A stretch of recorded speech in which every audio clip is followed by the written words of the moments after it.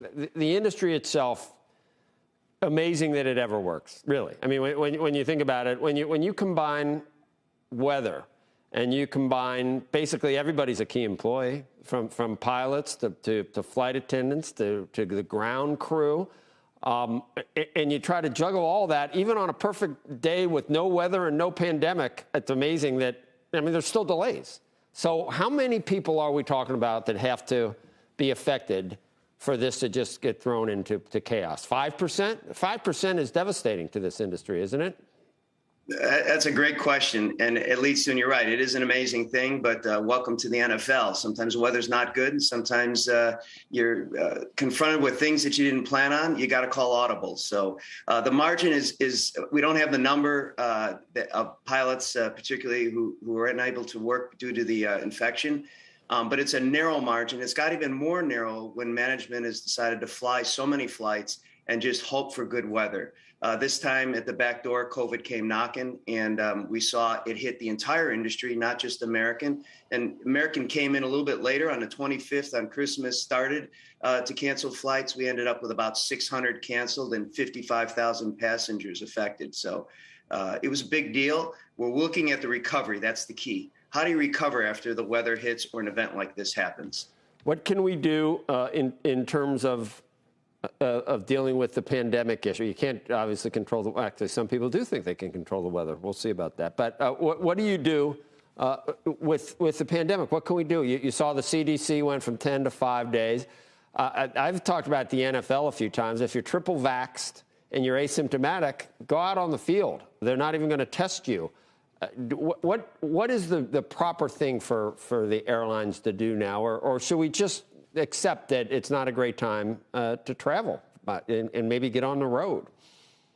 Well, it is a great time to travel. The thing about the airplane is it's the safest place to be. Oftentimes, I'm more nervous going from the hotel shuttle to the airport on that van, and I rush to the airplane because I know the airflow, the filters, the masking works.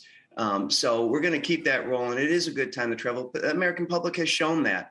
What we have to make sure is that management teams build a schedule, sell tickets that they can actually fulfill if the weather hits or an anomaly like this hits. You can't plan for everything, but you got to have a plan for something.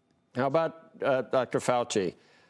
It's kind of interesting talking about possible vaccine mandates after we've learned about how many breakthrough cases there are with Omicron for triple vax people. Does that make sense to mandate a vaccine for domestic travel? Well, I'm just a captain on a 737, but what we've been using on the airplane has worked. And while we're interested in keeping everyone safe on the airplane, as safe as possible, we're also very interested in making sure that our enterprise, American Airlines, it survives and is profitable. So we want to make sure that we're informed. And if we have an opinion that we don't want to see a rush to comply, and we certainly don't want to see air travel used as a leverage to compel people to get vaccinated. I'm boosted, vaccinated. I believe in it. Work for me and my family. But everyone is going through this process. And how do you do exemptions for folks who have religious or medical reasons? It's very complex. We want to make sure that there aren't obstructions to people buying a ticket and flying on that airplane, and it is safe. So we're not the scientists, but we're certainly looking at this with a cautious hand. And I do want to get to the CDC guideline change, too, if you get a moment. Go ahead. Yeah, one of the things, it's got a myriad of things, if you've been boosted or not. The bottom line is the quarantine period has changed. But during that time, it says to wear a mask when you're around other folks.